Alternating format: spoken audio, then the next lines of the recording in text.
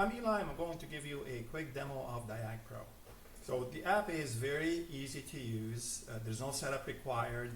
When you start, you click on New Issue. So I'm going to quickly go to a demo here. Select the previous case. All starts with the repair order. And once you go in, this is what we call the input screen.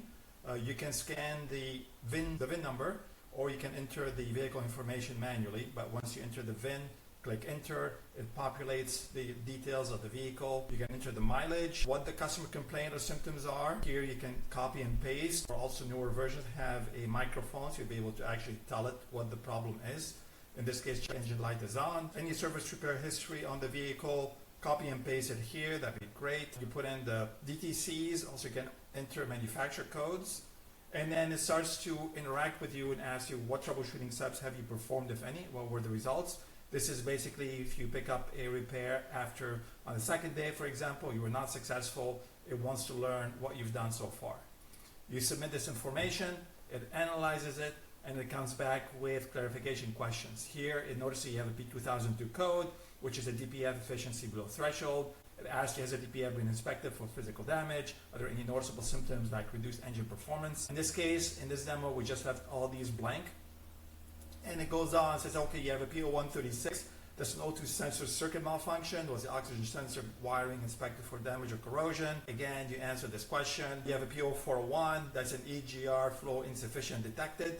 Has the EGR valve and cooler been checked for carbon buildup or blockages? Again, you can see this is very educational. It kind of tells you what these codes are, and it tells you things to check. It goes on with 3 or 4 questions. It asks you, hey, have you performed the cylinder leak down test? Have you checked the fuel pressure, etc.?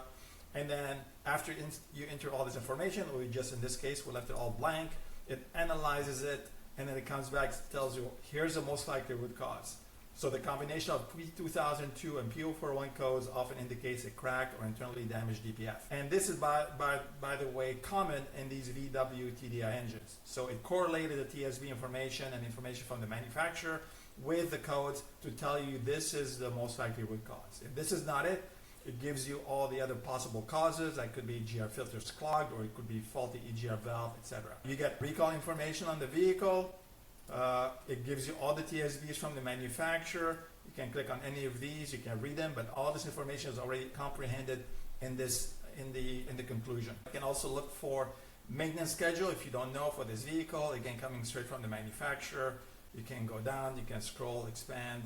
You can see all this information at your fingertips. Next is, okay, based on the root cause, here are the troubleshooting steps. First, you inspect the DPF. Second, you examine the EGR. Third, you assess the O2 sensor.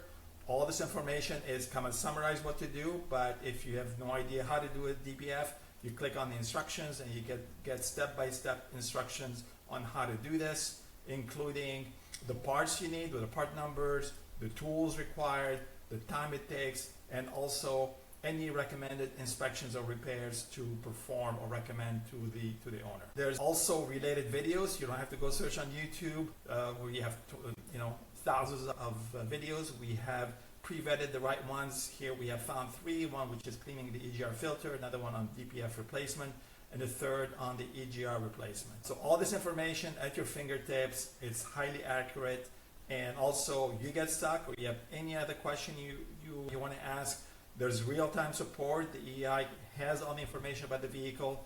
In this case, we ask, okay, can you display a wiring diagram for an ABS control module? And boom, you get that directly from the manufacturer, the wiring diagram. So all the information at your fingertips, so you can troubleshoot quickly and efficiently, save a lot of time. Thank you.